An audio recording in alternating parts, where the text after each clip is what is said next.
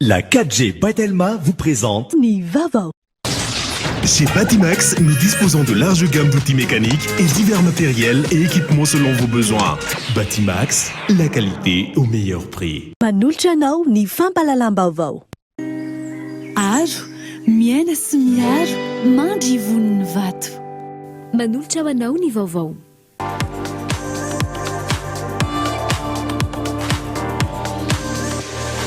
Luxor, le plaisir du confort. Manolotra anao ny fampalalam-baovao.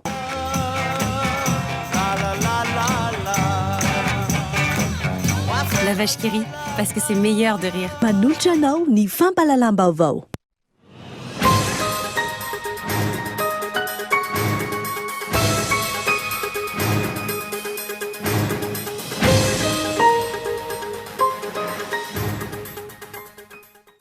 Andray fanapa-kevitra fanampiny mahakasika ny fisorohana ny coronavirus ny gouvernement malagasy anio. Eo no nivoatra ny hariva teo tetsy Ambotsoroatra. Manomboka ny zoma ho avy izao foana avokoa ny sidina rehetra eto Madagasikara. Efa miomana amin'ny fametrahana ny centre d'isolement anokanana ny olona ayahina amin'ny aretina Covid-19 ny akamaroan'ny toeram-pitsaboana eto Madagasikara. Isan'izany ny CHRT Anosy Avaratra. Isan'ny mbola olana kosa ny tsy fampin'ny lafiny ara-pitaovana. Ao anatin'ny fiatrenan'ny coronavirus, ampin'ny filana ao anatin'ny 4 hatramin'ny 8 bolana ny tahirin'ny PPM izay ananan'ny Madagasikara. Mbola tsy tokony hisy arak'izany ny fiakaran'ny vidin'entana eny an-tsena ankehitriny, hoy ny avy ao anivon'ny ministeran'ny indostria. Manoloana ny tetikasa Bamangoky, atao laharam-pahamena ireo mponina any an-toerana, hoy ny ministra tompon'andraikitra vao miroso amin'ny fampidirana ireo vahiny. Isy arak'izany ny fananganana ny birao ifotony ny fananantany. Eo amin'ny maresaka iraisam-pirenena, entitra ny filoha Frantsay Emmanuel Macron omaly manoloana ny fepetra raisina isorohana ny fiparitahan'ny vaninaretina coronavirus any an-toerana. Mpitandro ny filaminana maherin'ny rahetsy no aparitaka ampiatra ny fepetra. Ny andidin'ireo arahanao afaka fotoana fohy.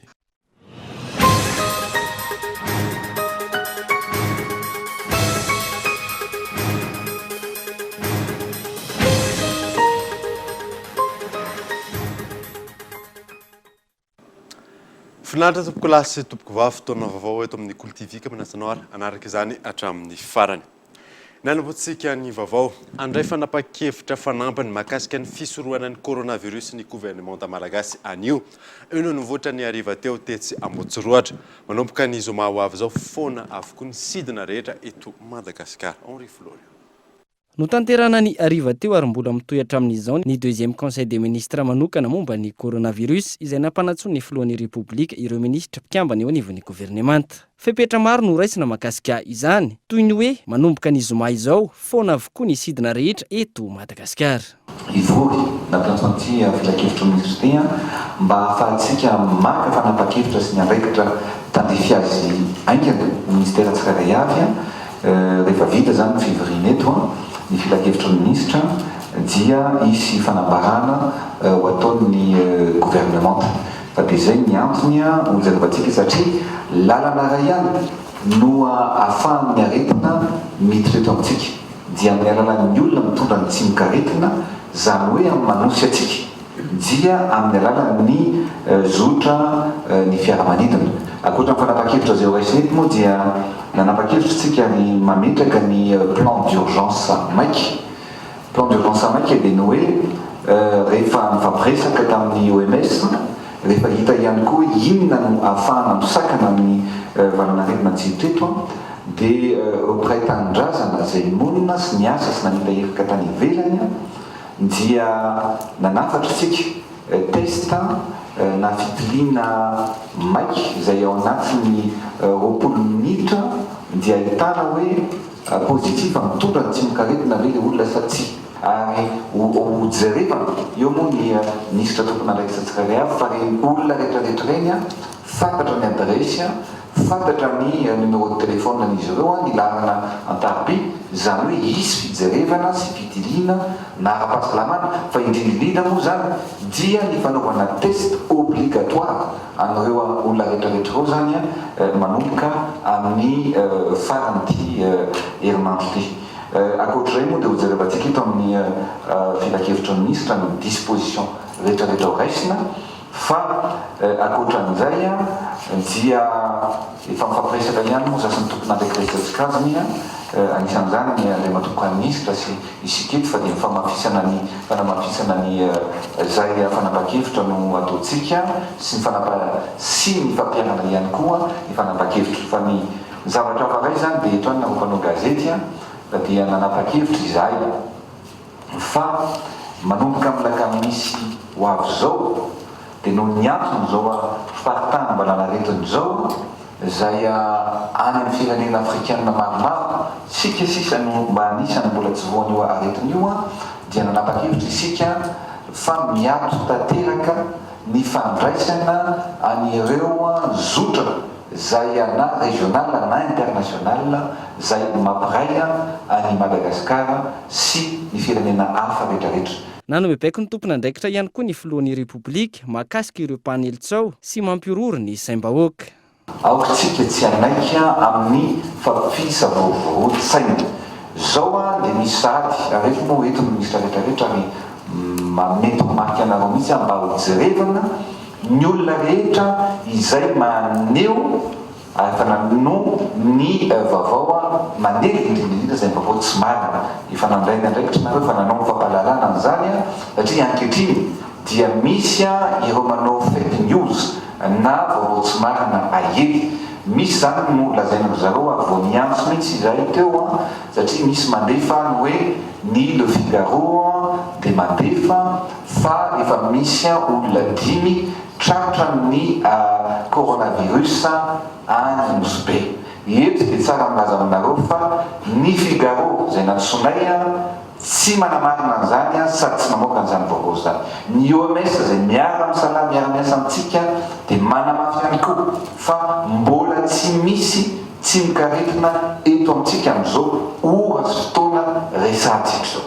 Zay ny soroantsika satria araka zay fotoana tsy mikaretina dia hoentin'ny olombelona. Zay zany no akana fanapa-kevitra hevitra amin'ireo malagasy monina na monina eto amintsika efa namita iraka tany ivelany zay tsy amelany ny fitondrana araka ny fanapa-fepetritsika hoe tsy tokony hivoaka ny trano na misizole zany hoe tsy mifanerasera mihitsy amin'ny olona izy ireo ary misy ny test obligatoire na ny fitirina zay tsy maintsy ataon'izy ireo manomboka amin'ny farany herinandro ho avy izao. Ho tanteriny eto amin'ny fampahalalam-baovao ny Kolo TV FM ny votoatin'ny filan-kevitry ny ministra tamin'ity androany ity ary ireo fepetra entitra ho raisin'ny fitondram-panjakana manoloana ny valanaretina coronavirus. Iverenantsika eo ihany mahakasika ny coronavirus fa voaray ary nankatoavin'ny HCC ny fametra-pialan'ny filoha lefitry ny CENI tsy maintsy mampafantatra ny anteny miram-pirenena ny filohan'ny CENI ahafahana miroso amin'ny fanoloana ny toerana. Ka eto Andriatsila. Nankatoavy ny fitsarana avo momba ny lalam-panorenana ny fametra-pialan'ny filoha lefitra Rakotonarivo Thierry tsy ho mpikambana intsony ao anivon'ny vaomera maleo tena misahana ny fifitianana. Banga iray araka izany ny toerana ao anivon'ny biraomaharitry ny CENI. Mialohan'ny herosoana amin'ny fametrahan'olona izay isolon'ny toerany, tsy maintsy mampafantatra ny anteny miram-pirenena ny filohan'ny CENI araka ny voatondro ny lalàna. Izay voatendry aorian'izay no iandraikitra ny toerany ny filoha lefitra mandra-pahatapitra ny fotoam-piasan'ny biraomaharitry ny CENI. Araka ny andininy fa 7/20 amin'ny lalàna 2015-020 mandray an-tanana ny asa sahany izay nisoloany ny mpikambana vaovao mandritra ny fepitaona tokony ny asany. Voalaza amin'ny andininy fa 9/20 ihany koa fa mamita ny fotoam-piasana izay nisoloany toerana ny mpikambana vaovao. Fotoam-piasana ambiny izay tsy tokony ho latsaky ny enim-bolana araka ny andininy fa 7/20 amin'ny lalàna 2015-020 io hatrany. Ny fahadiminy volana maritsa lasa teo tsy hivona no nandefa taratasy teny amin'ny HCC ny filohan'ny CENI. Ny HCC izay namerina ny raharaha teny amin'ny CENI ho fampiarana ny andininy fa 9/20 sy ny manaraka azy mahakasika ny fitsipika anatiny mifehin'ny CENI. Ny 1/10 ny volana maritsa araka izany nankatoavy ny biraomaharitry ny CENI ny fametraha-pialana nataony ny filoha lefitra Rakotonarivo Thierry tsy ho mpikambana intsony eo anivon'ny vaomera maleo tena misahana ny fifidianana. Naverina fanondrony teny amin'ny ACC io taratasy fametraha-pialana io ka izao voaray sy nankatoavina izao. Efa miomana amin'ny fametrahana ny centre d'isolement momba ny Covid-19 ny ankamaroan'ny toeram-pitsaboana eto Madagasikara. Isan'izany ny CHRD Anosy Avaratra. Mbola olana kosa ny tsy fampin'ny lafin'ny ara-pitaovana. Yves Richard. Mitoy ny fanamafisana ny fiomanana amin'ny fiatrehana ny mety ho fianako ny Covid-19 eto Madagasikara. Ankoatra ny fanarahana ny toromarika ny meny ny filohan'ny Repoblika, manomboka mivonona amin'ny fiatrehana ny mety ho fidirana Covid-19 eto Madagasikara ihany koa ny toeram-pitsaboana. Isan'izany ny CHRD Anosy Avaratra izay nametrahana ny centre d'isolement. Nisafidiana ity toerana hita eto zao ahafahana ohatrany hoe manao izay centre d'isolement zay. Io zany tsy natao hoe centre de traitement akory fa amin'ny maha isolement an'izay ireo marara sanatrika hoe ho tonga eto amintsika ny aretina dia efa misy zany lamina petraka amin'ny triage ery akaiky vavahady ery ho an'ireo marary ahihina zany dia tonga dia efa alefa atao amin'ny centre d'isolement. Dia ao zany no ataony fitiliana ny ina moa fanaovana prélèvement tena marina dia alefany amin'ny Institut Pasteur. Dia rehefa mivaliny any zany dia hoe raha positif izy dia alefany amin'ny toerana tokony hitsaboana azy. Ny ambulance moa amin'izay no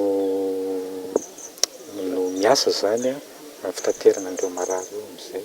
Eto arak'izany no andraisana ny olona ina amin'ny otrikaretina Covid-19, indrindra ho an'ny mponina aty amin'ny distrika n'Antananarivo Avaradrano.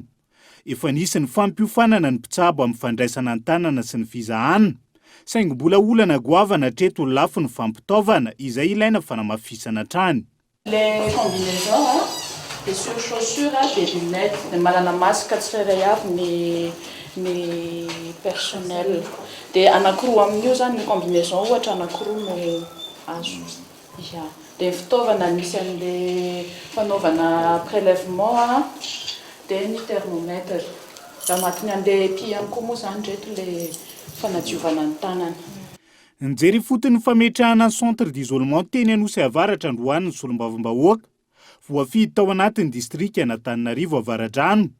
Ilaina ny fiaraha-mientany rehetra indrindra ny fanamafisana ny fiomanana, isorohana ny mety ho fianako ny Covid-19 raha ny fanazapany. Nisy fangatana ataon'ny médecin inspecteur teo dia afaka fanolotana an'izay misy zavatra afaka ataonay hanampiana azy amin'izay hitahitan'izay dia anelitsika koa zay any amin'ny ministère fahasalamana satria raha fitaovana teo tena mbola kely dia kely raha oharina amin'ny zavatra tokony ho hisy. Ny fanomanana ny mpitsabo moa zany ny personnel aty dia efa lazay fa misy fa tsy ampy koa dia mbola anentana koa zay any amin'ny ministère zay moa ny antony fisinay. Fanaramaso sy fizahana ny olona ina amin'ny otrikaretina ihany no atao eo anivon'ny centre d'isolement araka ny nambara mpitsabo anivon'ny CHRD Anosy Avaratra androany. Afindra anivon'ny toeram-pitsaboana voatokana toy ny eny Anosy ala avy hatrany izay olona voamarina fa tratran'ny otrikaretina raha tafiditra eto Madagasikara ny Covid-19. Manana andraikitra lehibe eto amin'ny firenena entina isorohana ny coronavirus ireo sojabe eo anivon'ny faculté de médecine eto Madagasikara. Nisy ny fampiantsoana azy ireo izay nataon'ny ministra tompona andraikitra Henri Flory. Ho fisorohana ny fiavian'ny coronavirus mahatsiaro manana didy lehibe ny eto amin'ny tanin'ny Repoblikan'i Madagasikara ny eo anivon'ny ministera ny fampianarana ambony sy ny fikarohana ara-tsiansa manoloana ny fianaky ny coronavirus maneran-tany. Nisy ny fivoriana niarahan'ny professeur Somakou Elia Beatrice tamin'ireo sojabe ny sampam-pampianarana momba ny fitsaboana manerana ny université enina eto Madagasikara nandiniany ireo fepetra rehetra tokony ho raisina manoloana io trano io. Andraikitra moa zany dia rehefa miarana fampidinika tamin'ny doyen rehetra sy ny soliteny eto amin'ny ministera dia misy hetsika ho atao zany ka atao amin'izay aloha zany fampahafantarana ary fijeriny ministera ny ara-tonga ambony sy ny fikarohana ara-tsiansa hoe ino andraikitra raisitsika.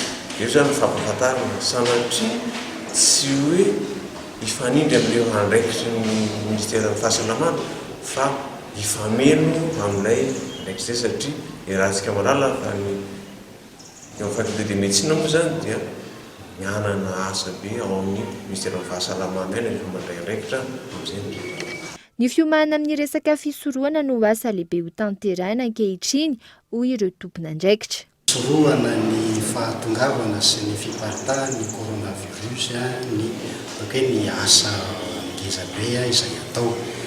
Izay no anisan'ny anatiny angambany ananan'ny ministera ny fampianarana ambony sy fiangonana siansa ndraikitra lehibe araka ny resahana teo dia misy zany fampahafantarana ao anatin'ny mpianatra, ny mampianatra, ny mpandraraha amin'ny alalan'ireo ataontsika hoe fomba fanaparitahana vaovao isan-karazany iarahan'ny faculté de médecine sy ireo tompon'andraikitra rehetra manana ny anjara tandrefy azy amin'ny alalan'izay fampahafantaran'izay.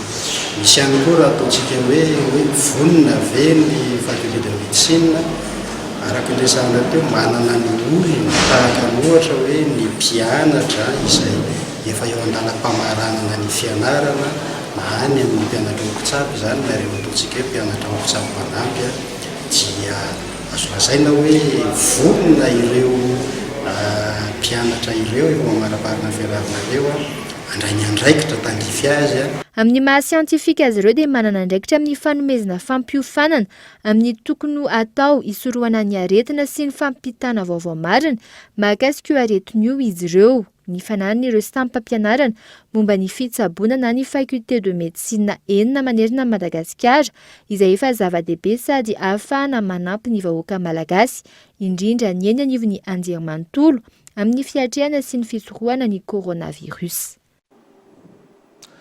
Mahakasika ny coronavirus izay hatrany dia ampiatrehana ny filana ao anatin'ny 4 hatramin'ny 8 mbolana ny tahiriny PPN zay ananan'ny Madagasikara mbola tsy tokony isy araka izany ny fiakaran'ny vidin'entana eny an-tsena ankehitriny ontanivon'ny ministeran'ny indostria Ivry. Manoloana ny fianaka notrikaretina COVID-19 mbola tsy tokony isy fiakaran'ny vidin'entana fampiasa amin'ny fiainana andavanandro eto Madagasikara. Ampiatrehana ny filana amin'ny tsena anatiny mandritra ny 4 hatramin'ny 8 mbolana ny tahiry na stock de sécurité hoy ny ministry ny indostria ny varotra sy ny asa tanana androany. Ankoatr'izay ny vokatra vokarina eto an-toerana. Betsaka ny firenena amin'izao fotoana izao ary tsy lavina izany izay manakatona ihany koa ny sistany izany hoe sady tsy manondrana koa izy ireo tsy manafatra ary izay moa zany dia efa tazana atao anatin'ny andro vitsivitsy izay fisiana antsoina hoe repli sur l'économie izany hoe ny firenena anankiray dia misehatra aloha izy eo amin'ny vahoaka ao anatin'ny firenenany. Ka isika eto Madagasikara dia manana ny stock hatreto sécurité afaka hiatrehana tsara zany mandritra ny 9 mbolana manaraka ary ny azo tenenina ihany koa tsika manana indostria mamokatra eto Madagasikara amin'izao fotoana izao izay ampina tanteraka amin'io izy ireo zany amin'ny dingana maro samihafa anamafy an'izay seram-pamokarana izay ahafahantsika mampiroborobo ny indostria malagasy fa ihany koa hamenotsika an'izay entana afarana izay. Tsy andefitra amin'ny endrika fanararaotana mandidina ny entana fampiasa amin'ny fiainana andavanandro manoloana io ny ministera tompon'andraikitra. Taorian'ny vidina ny fotony tany Toamasina ny jerena mpisehatra amin'ny fanafarana. Hotohizana ny fanamafisana ny fitsirihana izay tokony ahitambokany anatin'ny fotoana fohy. Ny entana miainga avy any amin'ny importateur foana ary rehefa nijerenay ny fiakarana dia avy any amin'ny importateur aloha misy ny fiakarana izay nazavain'izy ireo eo ny sandan'ny vola malagasy eo ny vidin'ny tsena eny amin'ny tsena iraisam-pirenena mandalo indray iny any amin'ny mpanjara ambongadiny. Rehefa jerena ihany koa hoe aiza ny fomba fanaovan-drareo an'ny vidin'entana dia namarinina ihany koa hoe ohatrinona ny marge araisin-drareo reny. Midina indray tsika aty amin'ny détaillant raha midina tany amin'ny faritra ny Toamasina izay araka ny lazaina teo 900 ny vokatra ny avy any Toamasina daholo ny miainga tonga avy any amin'ny port'ny Tamatave ary rehefa nijerena ny stock vidin'entana avy any nisy ny fivoriana natao niaraka tamin'ny mpanafatra entana izay anisan'ny ngeza indrindra amin'ny resaka vary resahantsika io fa vary moa tena ahafahantsika zany mijeren'izay hoe fiakarana sy fidinana zay alohan'ny faran'ny herinandro ity midina ny vidy vary. Mandeha ihany koa amin'izao fotoana ny fiona-pisehatra tsy miankina rehetra mandidina ny fandrarana rabatra amin'ny ministeran'ny indostria, ny vatra sy ny asa tanana. Tanjona ny andraisana sosokevitra ny rehetra ahitana vahaolana iraisana momba ny olana mandidina ny sehatra ny fandrarana rabatra sy ny Covid-19. Na tsy mbola misy eto Madagasikara aza ny valinaretina coronavirus, efa misy fiantraikany goavana amin'ny sehatra asa maro izany. 570 ny famandriana eny amin'ireo trano fandraisam-bahiny foana avokoa. Miditra fatiatoka ireo mpisehatra amin'izany. Michel Arnardo. Misy fiantraikany goavana eo amin'ny sehatry ny fizahantany sy ny tontolo manodidina izany eto amintsika ny fiparitahan'ny valanaretina coronavirus maneran-tany. Ho an'ny trano fandraisam-bahiny iray eto an-drenivohitra nanaovana fanadihadiana, saika tsy misy mpanjifa vahiny intsony izay tao anatin'ny 2 volana ary miena ny vola miditra. Les fandraisana vahiny bon, normalement zany na bas saison na haute saison, la plupart de clientèle clientèle chinoise. Et malheureusement zany donc puisqu'ils sont des Chinois, les mythes de frontières avec la Chine, des petits tombes ça peut être une l'assurance né. Après nous mythes le coronavirus ni en Europe, des ni frontières avec des pesakakuna l'assurance né.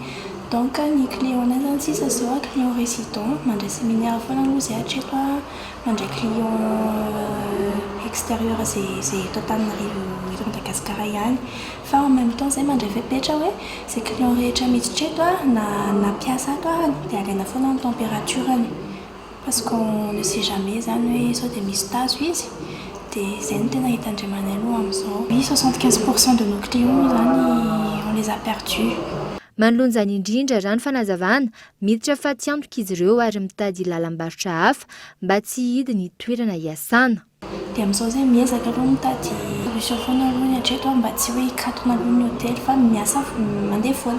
Dia amin'izao koa maro koa ny olona mitady hébergement na des chambres fotsiny ary dia manao offre exclusive. Oui, mampidina prix zay misy geste ataonay foana. Depuis 2 mois aloha hatreto tena tsy taferina fa mezaka foana zay mitady solution. Ankoatra ny sehatry ny fizahantany, efa manomboka hita ihany koa ny fiantraikany coronavirus amin'ny vidin'ny entana ilaina amin'ny andavanandro. Amin'ny ankapobeny, ny sehatra ara-toekarena maneran-tany no ahina isy olana goavana raha mitoy ny fiparitahan'ny valanaretina raha ny fanazavan'ny mpahay toekarena. Tsy misy fiantraikany amin'ny asan'ny call center eto Madagasikara hatreto ny aretina coronavirus. Moraka koa ankehitriny mifandray amin'ireo olona any ivelany noho izy ireo mijanona ao an-trano ny ankamaroany fanadina. Isan'ny asa iray mpampiasa tanora maro eto Antananarivo ireo orinasa manao call center. Tato anatin'ny 5 taona farany tsy nitsahatra ny roborobo ity sehatra ity saingy ny totongany izany hatramin'ny nampahazovahana ny valanaretina coronavirus tany Eropa. Antony any amin'ity kontinanta ity ny 700 ny mpanjifa amin'ireo call center eto Antananarivo. Misy vokatra izany ireo orinasa no mampiena namana la mampiasa ao aminy nanomboka ny herinandro lasa teo. Miankina amin'ny sehatra iasan'ireo call center no mampisy ny fiantraikany na tsy amin'ireo orinasa. Ireo izay call center mandray antso na manao ny appel entrant no sahirana ankehitriny raha ny fanazavana. Impactan'ny coronavirus amin'ny société anay hatreto aloha tsy tena hoe misy impact be izy vu koa le izy mbola tsy mipetraka ety Madagasikara fa hoe ny any ivelany. Donc noho izany zany ny asanay zany mitohy foana fa tsy misy hoe akory hoe misy asa miantona ahoana aloha ny hatreto. Ny anay appel sortant dia le olona zany olona ao an-trano no matetika antsonay. Noho izany tsy hiteraka mihitsy zany hoe hiteny an'ilay olona izay hoe mivoa fa fanohatra amin'izay arany maika mety aminay le hoe mijanona ao an-trano le olona satria moramora aminay kokoa ny resaka amin'izareo amin'izay fotoana izay. Raha tsy ahivina, anisan'ny manampy ireo orinasa ny ivelany amin'ny famalinan'ny mpanjifa na ny service client no andraikitr'ireo call center misy eto amintsika amin'ny ankapobeny. Ireo orinasa ny ivelany ireo izay matiantoka ny akamarony ankehitriny vokatry ny fisian'ity valanaretina ity ka nampiana ihany koa ny fiarah-miasany amin'ireo call center eto Madagasikara. Araka izany, maro ireo orinasa call center no nampiato na nampena ny mpiasa eo anivon'ny orinasany. Maro amin'ireo tanora misehatra amin'ireny call center eto Antananarivo ireny araka izany no tsy hanasa ankehitriny vokatry ny fianaky ny coronavirus any Eropa. Lafim-baovao hafa kosa indray ho fanomezana fahafaham-pon'ny mpanjifa mandeha 420 ora amin'ny 420 ora ny Novegas TV ao amin'ny Canal Plus anaran'ireo tantara mitohy malagasy zato isanjato tanjona ny ampiroboroboana sy ampiakatra ny letany sarimihetsika malagasy io na saina. Nampahafantarina tamin'ny fomba ofisialy androany tetsy amin'ny canal Olympia Andotapena ny canal vaovao Novegas TV ao amin'ny Canal Plus anarahana ireo tantara mitohy malagasy zato isanjato ary 420 ora amin'ny 420 ora ao amin'ny laharana 700 ny fehezany tolotra Canal Plus. Manomboka raha-pitso fa 12 ny volana Mars dia afaka hoarahin'ny mpanjifa rehetra ny tantara mitohy gasy zato isanjato amin'ny andavanandro. Amin'ny fiatombohan'ny rapitso dia tantara efatra no afaka arahanao. Ny telo dia tantara vaovao ary ny iray dia famerenana tantara ankafizin'ny be sy ny maro sady efa fantatry ny be sy ny maro ihany koa. Ny mpanjifa rehetra dia afaka anaraka ny Novegas TV ao amin'ny canal laharana 700 ary mba ahafahan'ny malagasy rehetrarehetra sy ny maro anaraka io Novegas TV io dia mikarakara koa izay tolotra amin'ny vidiny mirary ho andreo izay mbola tsy manana Canal Plus. Hoy sa fa mira-dala anjara diso safelika ireo ny tantara mitohy arahana ao amin'ny Novegas TV. Izany hoe tantara mampitaintaina, mampiome, mampisento sy ny sisa ho hita ho avokoa. Isan'andro misy andian-tantara efatra vaovao manomboka amin'ny 4 ora tolakandro. Maharitra 17 minitra ny andian-tantara iray. Ankoatra izay, misy ny famerenana feno miaraka amin'ny andian'ny fampitohy isaky ny farany herinandro. Misy ny tolotra manokana amin'izao fanombohan'ny Novegas TV izao, manomboka rahampitso hatramin'ny 5 aprily, 9 ariary ny décodeur miaraka amin'ny boky évasion ary maimaimpona ny fametahana. Ny boky rehetrarehetra manomboka amin'ny access zany dia efa afaka mahita ny Novegas io ary amin'izao lancement Novegas izao dia sokafana ho an'ny olona rehetrarehetra izay mana décodeur Canal Plus mandritra ny 10 andro donc du 18 au 23 mars zany io Novegas io ahafahan'izay olona rehetrarehetra satria moa zany mety misy olona mana décodeur fa mety tsy nanao réabonnement ohatrany dia afaka mijery an'io izy mandritra ny 10 andro dia misokatra ho an'ny mpanjifa rehetrarehetra ny Canal Plus eraky Madagasikara io.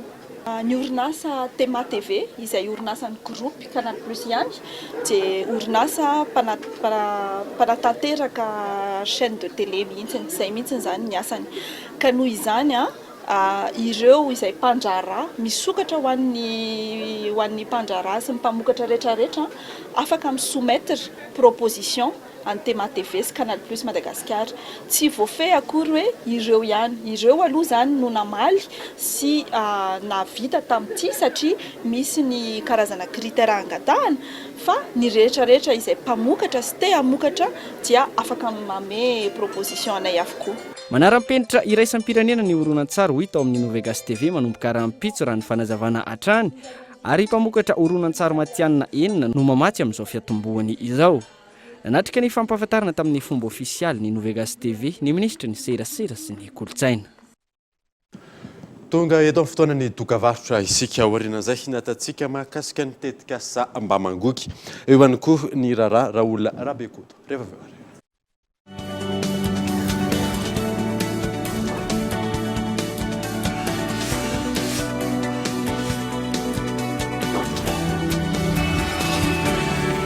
Za isambolana alohako amin'ny volana faktura jiramako tsotrery manomboka izao tsy mila misoratra anarana intsony fa azonao aloha eo ny faktura jiramanao manana proof ianao tamin'ny fandoavana amin'ny faktura jiramanao antso isak'izay ilainao azy ny dièse 111 étoile 1 dièse mivola tsotra aingana azo antoka Telma opérateur voalohany eto Madagasikara Telma safidiko numéro 1 malagasy.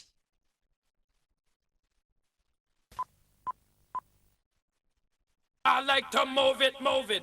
I like to move it, move it. I like to move it, move it. You like to move it. I like to move it, move it. I like to move it, move it. I like to move it, move it. You like to move it. I like to move it, move it. I like to move it, move it. I like to move it, move it.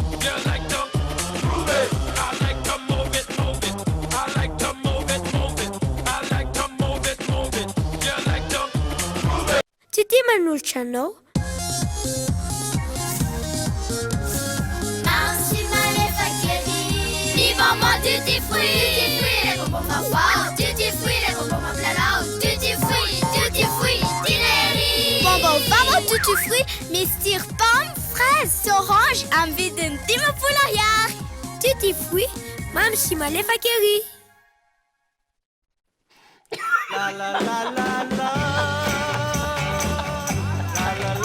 Tout au long de notre vie, rire nous rend plus forts. Ce que nous mangeons devrait en faire autant.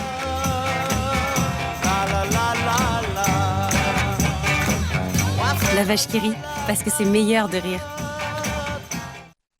Geox, Puma, San Marina, Unisa, Tamaris, Guess, Minelli, JB Martin, Adidas, Fossen, Asics, New Balance et Ralph Lauren. Boutique Le Coin des Marques, un grand choix de parfums, montres, sacs et chaussures de marque. Alors, venez découvrir notre boutique Le Coin des Marques, des articles de marque pour hommes, femmes et enfants. Le Coin des Marques, à Faravouch, téléphone 033 71 848 68.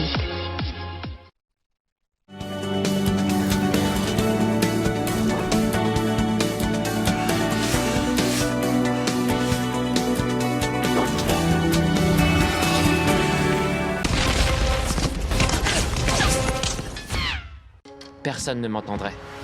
J'allais devoir me fondre dans la masse. Et puis un jour... D'ailleurs, elle s'appelle comment? Stargirl. Mon nom, c'est Stargirl.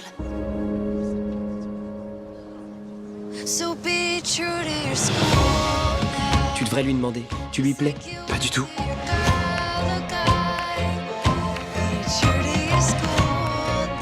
Cette fille te plaît?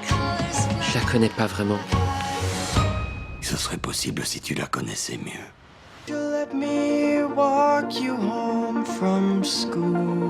T'as déjà eu peur de ce que les autres pouvaient penser de toi? Parvenir à savoir qui on est fait partie de ces choses que personne ne peut faire pour nous.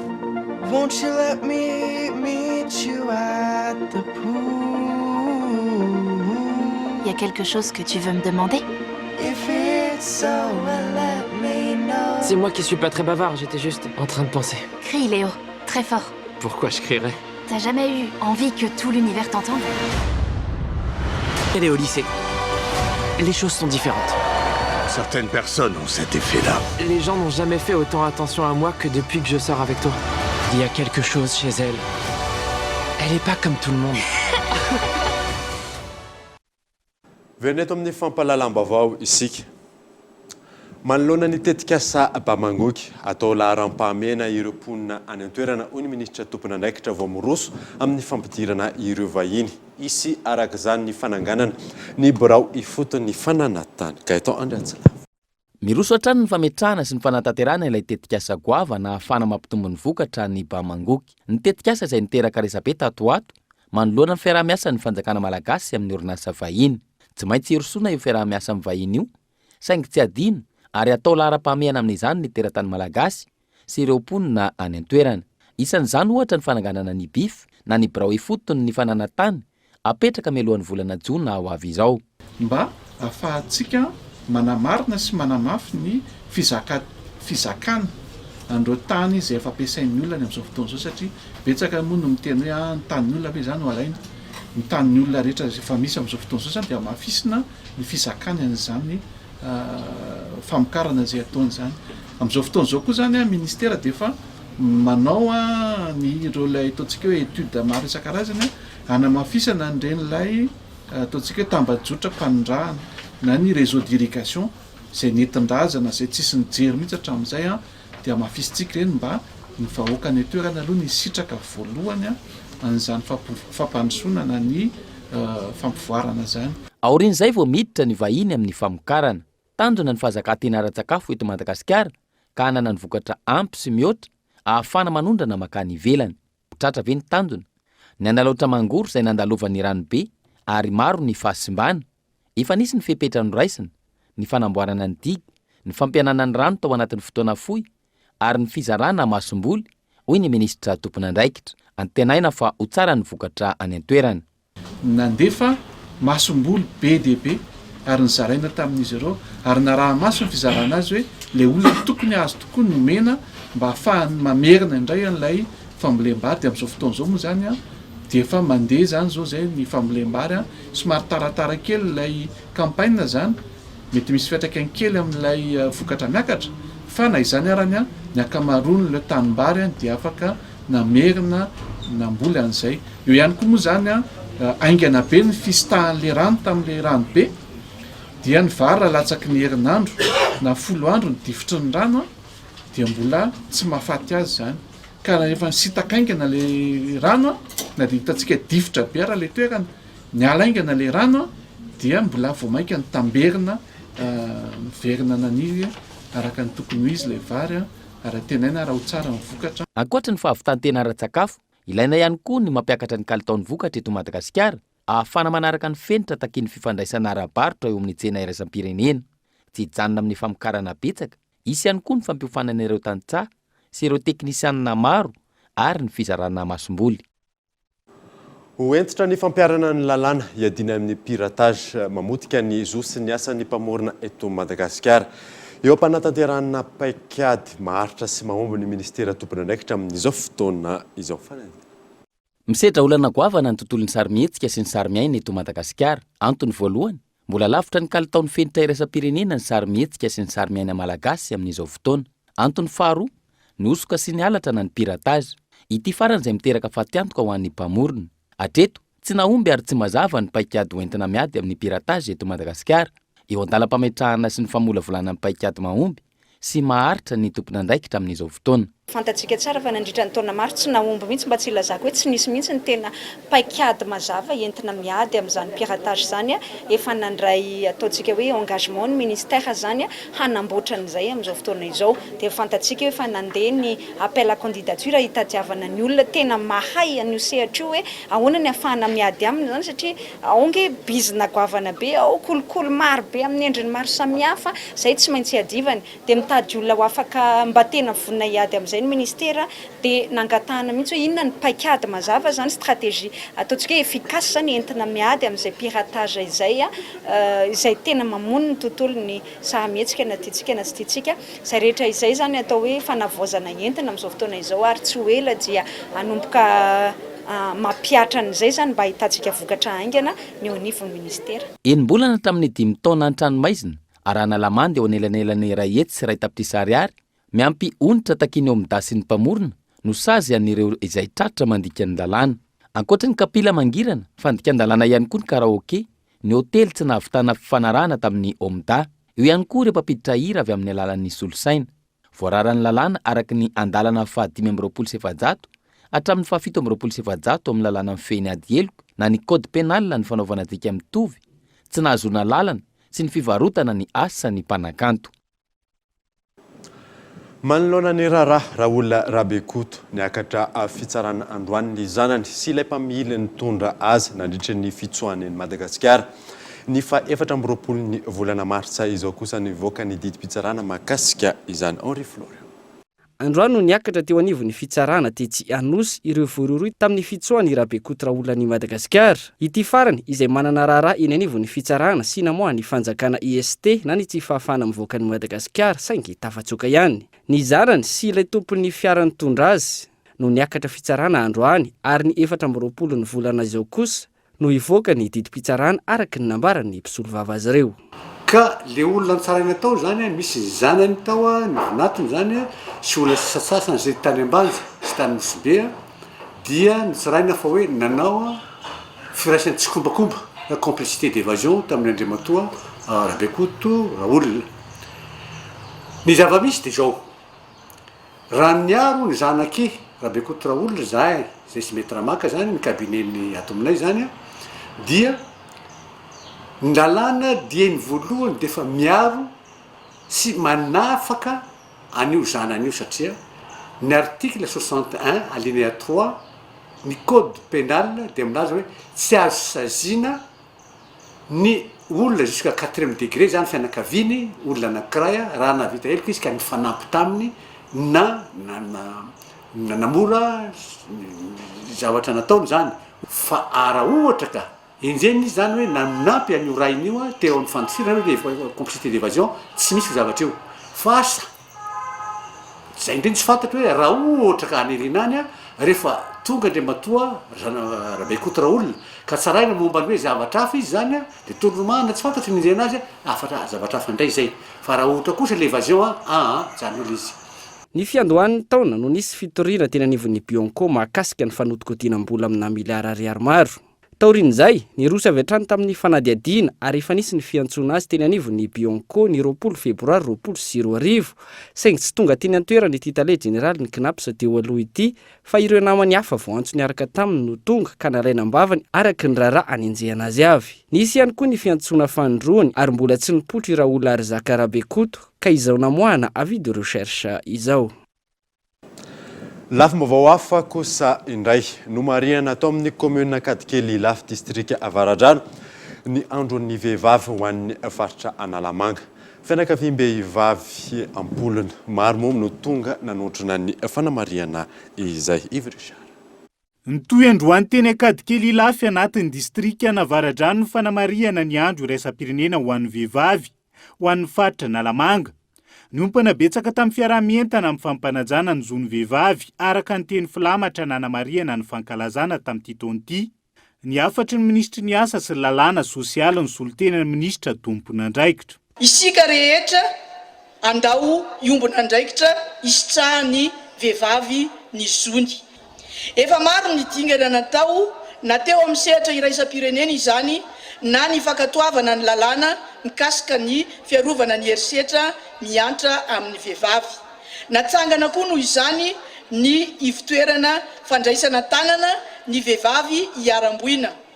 Koa mino sy manantena ny tenako fa izao fiarahamientana eto amin'ny faritra Analamanga izao dia ho santatry ny ho avy mamiratra sahady eo amin'ny fampivoarana ny vehivavy, indrindra isika fikambanam-behivavy. Ny fanatsarana ny fandraisana andraikitra ny vehivavy amin'ny asa sy ny fampandehanan-draharaha samihafa no ilaina mafisina hoy ny talepatry ny mponina ho an'ny faritra Analamanga. Ny afatra farany ho an'ny vehivavy dia ianareo no reny ny firariana dia mba anana ny anjara asa sy anjara andraikitra amin'ny fampandrosoana amin'ny malagasy ny vehivavy eto amin'ity gasikara izay misy atsika ity dia efa manomboka manakaikaiky mira lenta zany isika zao dia mavita azy ny vehivavy ary miendrika ho ampiana ny vehivavy malagasy amin'izao vanim-potoana izay misy atsika izao. Androany araka izany no tontosa teny Kadikely Lafy anatin'ny distrika Antananarivo Avaradrano ny fanamariana ny fankalazana ny andro iraisam-pirenena ho an'ny vehivavy ho an'ny faritra Analamanga. Etsika maro nanamarian'ireo fikambanam-behivavy ny andro mpankalazana izay nofaranana tamin'ny fizarana Mariboinaitra ho an'ireo zokolona miisa 830. Tsy azon'ny Madagasikara idovirana intsony ny fiantraikany fiovaovan'ny toetry ny andro. Miamarefo hatrany Madagasikara raha ny fanazavana azo ary ireo sehatra mampihodina ny toe-karena ny tena lasipatra amin'izany. Misy larana ary zany. Sehatra maro mampihodina ny toe-karen'i Madagasikara no efa mizaka ny voka-dratsy ny fiovaovan'ny toetr'andro. Isan'izany sehatry ny fambolem-bary izay miantoka ny sakafon'ny malagasy. Ny Madagasikara moa dia vao sokajy ho isan'ireo firenena marefo manoloana ny fiovaovan'ny toetr'andro efa irahantsika mahitsy zany efa misedra olantsika rehefa tonga ny haintany na ny rivo-doza izay miha-mahery na koa ny oram-be mivatravatra amin'ny fotoana fohy. Isan'ny sehatra lasibatra ny fiantraikan'ny fiovaovan'ny toetr'andro dia eo aloha ny fambolena, ny jono sy ny fiompiana. Eo ihany koa ny sehatry ny rano fisotro madio, ny ala, ny faritra morontsiraka, ny fahasalamam-bahoaka ary ny resaky ny fototra, sehatry ny fototra afotrasy. Izany sehatra tanisaiko izany dia raha antsika malala fa anisan'ny sehatra eo amin'ny fototra mampiroborobo ny ekônomian'ny firenena ka raha ohatra izany ka tsy miasa isika sy miezaka dia n'izao dia ho voakitika izany fiovaovan'ny toetr'andro izany ny resaka ekônomian'ny firenentsika. Izay no mazava-dehibe ny ady amin'ny fiovaovan'ny toetr'andro. manoloan'izany indrindra ilaina ny fanatanterahana maika ny paikady nasionaly napetraky ny fanjakana. Mialohan'izay anefa dia ilaina ihany koa ny mijery ny mety ho vokatra ateraky ny fanatanterahana ny paikady eo amin'ny lafiny tontolo iainana na ny analyse des enjeux environnementaux. Raha ohatra zao tsika anao fototra fitrasany lalana ohatra hitantsika fa mihabetsaka ny tondra-drano mihamafy ny rivo-doza sy ny sisa rehetrarehetra reny fototra fitrasa reny tokony ampifanarahana aloha amin'ny izay zava-misy zay zao efa fampifanarahana ara-tontolo iainana zany zay zavatra zay. Mety le norme na le ataontsika hoe inona moa zany mifenitra fanao taloha mety efa miova amin'le izy. Izay zao ohatra anankiray raha miresaka ny fototra fitrasantsika. Ohatran'izany koa ny resaka fambolena ohatra sy ny jono fatantsika efa mihamafy ny ahitana sy ny sisa rehetrarehetra tokony efa manomboka miova ohatra ny tetiandro amin'ny fambolena, ny karazana teknôlôjia ho ataoko ny fanovana an'ireny zavatra reny nefa mety misy fiantraikany any amin'ny olona izay manao an'le asa. Dia misy fiantraikan'izay mety fiantraikany ara-tsosialy, ara-bola, mety ara-tontolo iainana ihany koa. Dia izay zany no jerena ao anatin'le tombany. Nisy omaran'io ny atrikasa na ahafahana nanombana ny paikady nasionaly napetraky ny fitondrana malagasy na ny plan national d'adaptation au changement climatique sy ny plan d'action national de lutte contre le changement climatique. Anisan'ny zo fototra maha-olombelona izay napetraky ny firenena mikambana ny fahazahoana rano fisotro madio eo amin'ny fiainana andavanandro. Mahakasika izay indray no hitanao anatin'ny zanam-pandaharana zo androany fanadina.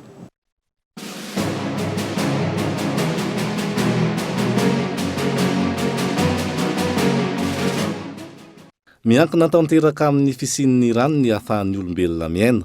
Tafiditra ho isan'ny zo fototra maha-olona ny fisitrahana ny rano fisotro madio araka ny napetraky ny teo anivon'ny firenena mikambana. Mahatratra 50 litatra isan'olona isan'andro ny filana amin'izany araka ny fanazavana.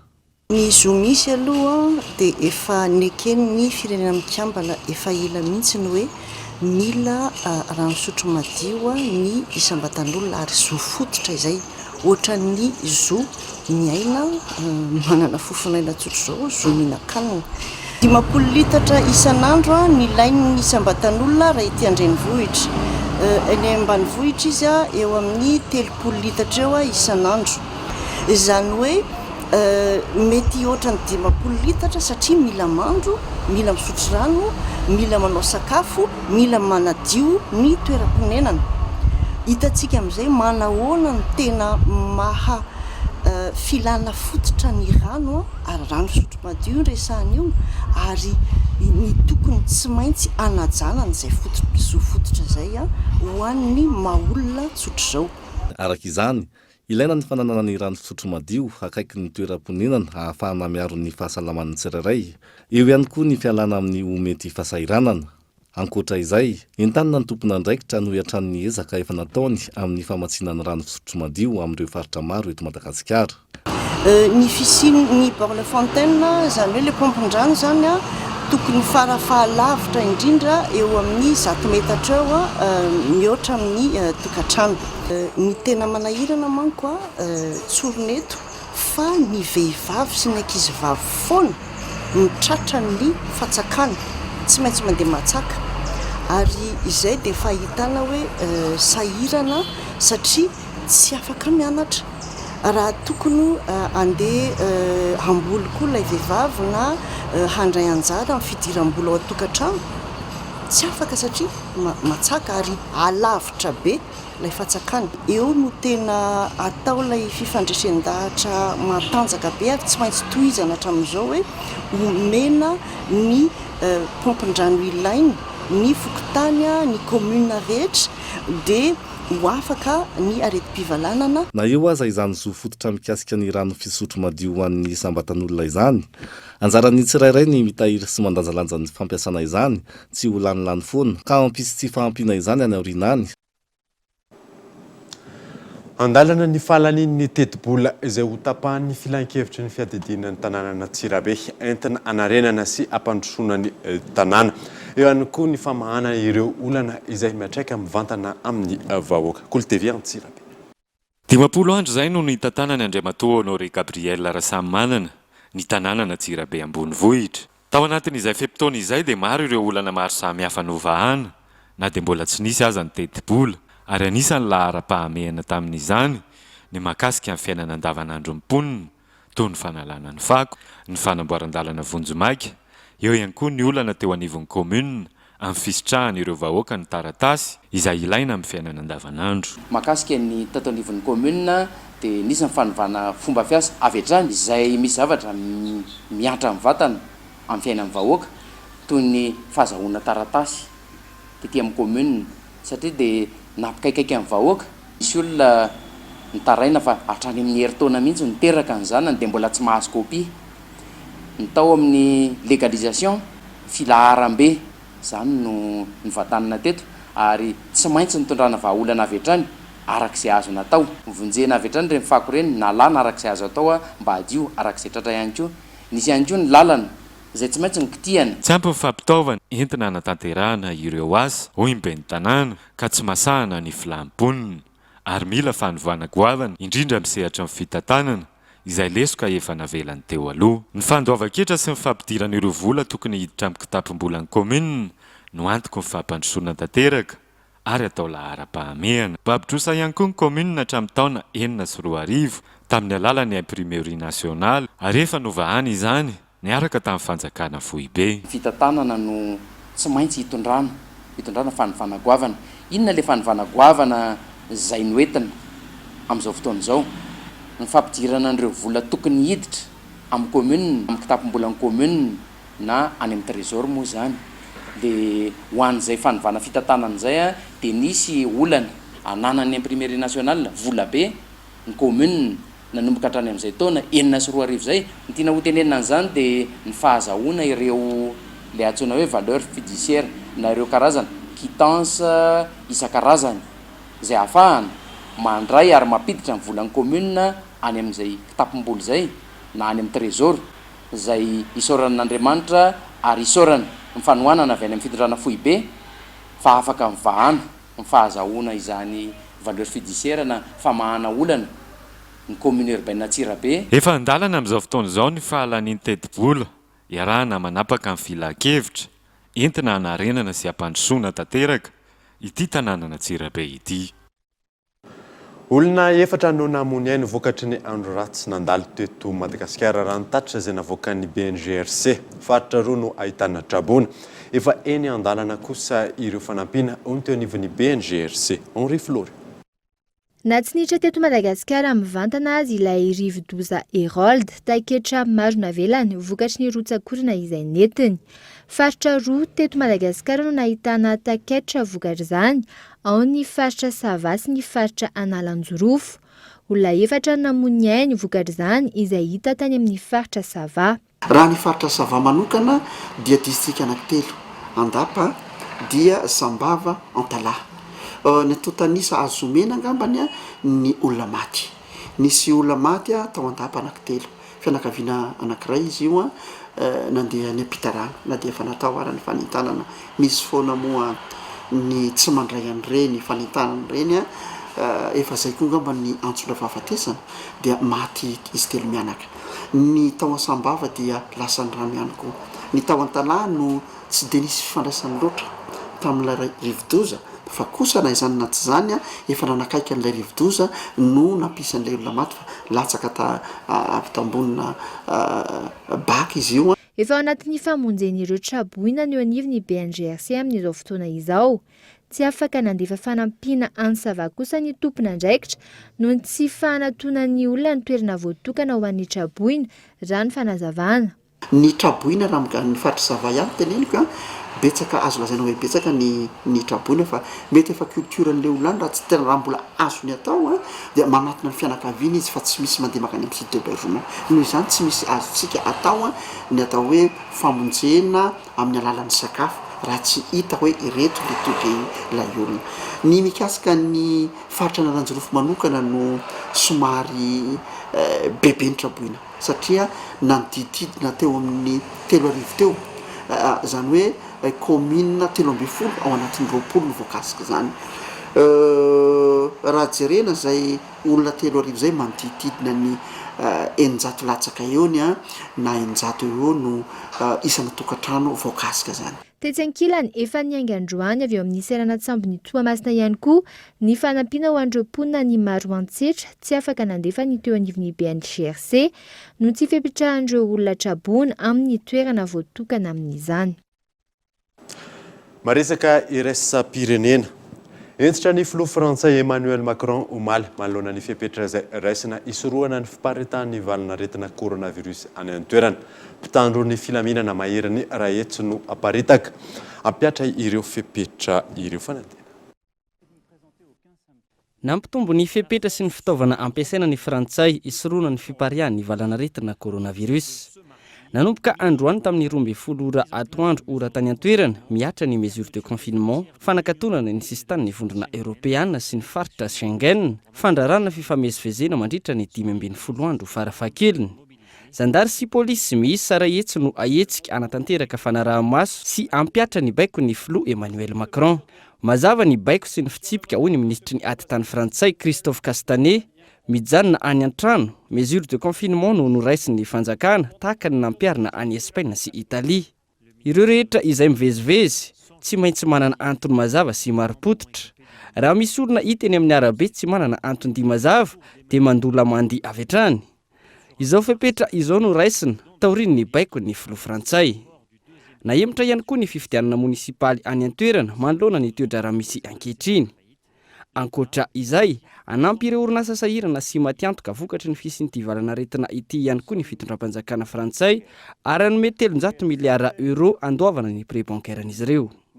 Ireo rehetra ireo satria nous sommes en guerre. Filan-kevitry ny ministra roa no tanterahana atao anatin'ny 27 ora any an-toerana anamafisana ny fipetra ho raisina. Ny tompona andraikitry ny fahasalamana any Frantsa izay nanambara fa tokony amafisina hatrany izay fipetra izay raha ny taremarika no jerena. Antony, ny tombo avy roeny isaky ny 3 andro ny olona voan'ny coronavirus any an-toerana. Dia izay mamarina vaovao tamin'ity alina ity. Ankasitrany nanaraka izany. Soava tsara atao.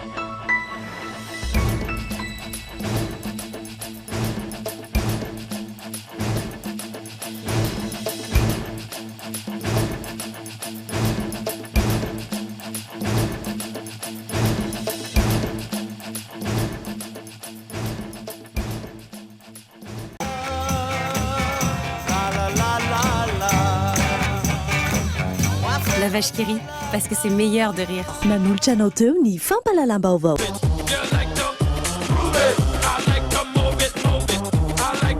Luxor, le plaisir du confort. Nanolotra anao teo ny fampalalam-baovao. Le journal vous a été présenté par Aro, miaina sy miaro, mandry voniny vato.